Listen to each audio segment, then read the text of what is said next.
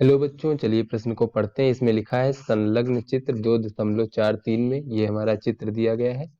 एक समान वैद्युत क्षेत्र E बराबर 10 वोल्ट प्रति मीटर दर्शाया गया है। तो बच्चों ये हमारा वैद्युत क्षेत्र यहाँ पर दिखाया गया है, ये रेखाएं। ज्ञात कीजिए VA माइनस VC। तो चलिए बच्चों अपने प्रश्न की मूल अवधारणा देख लेते हैं। बच्चों ये हमारा कोई वैद्युत क्षेत्र है, इस प्रकार से ये हमारा बच्चों वैद्युत क्षेत्र है। तो बच्चों वैद्युत क्षेत्र की दिशा में विभव का मान बढ़ता है। तो ऐसे में किन्हीं दो बिंदुओं के बीच बच्चे, मान लीजिए ये हमारा एक बिंदु है और ये हमारा दूसरा बिंदु है। तो यहाँ पर विभव बच्चों V1 होगा और यहाँ पर विभव बच्चों हम लोग V2 मान लेते हैं।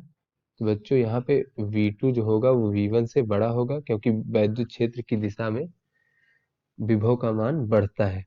तो ऐसे में बच्चों अगर दोनों बिंदुओं के बीच में विभव का अंतर देखें V2 माइनस V1 बराबर, जिसे हम लोग डेल्टा V भी कह सकते हैं। तो डेल्टा V बराबर V2 माइनस V1 बराबर बच्चों वैद्युत क्षेत्र का मान।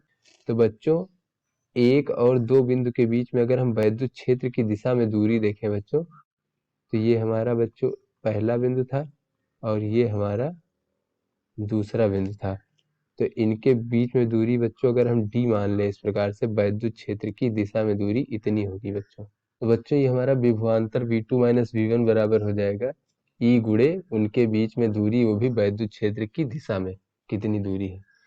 तो बच्चों ये हमारा सूत्र हो गया। चलिए अपने प्रश्न को हल करते हैं। तो बच्चों यहाँ पर दो बिंदु हैं, एक ये A बिंदु और C बिंदु ले लेते हैं।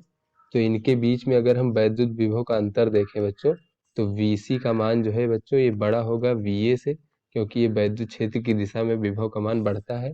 तो VC माइनस VA बराबर हो जाएगा बच्चों हमारा। तो बच्चों A और C बिंदु के बीच में जो दूरी है वैद्युत क्षेत्र की दिशा में बच्चों ये इतनी है, ये इतनी दूरी है A और C के बीच में। तो बच्चों ये दूरी हमें 1 मीटर यहाँ दिया गया है, तो गुणे D। तो बच्चों यहाँ पर अगर मान रख दें तो E का मान 10 वोल्ट प्रति मीटर दिया गया है और D का मान बच्चों 1 मीटर हो जाएगा।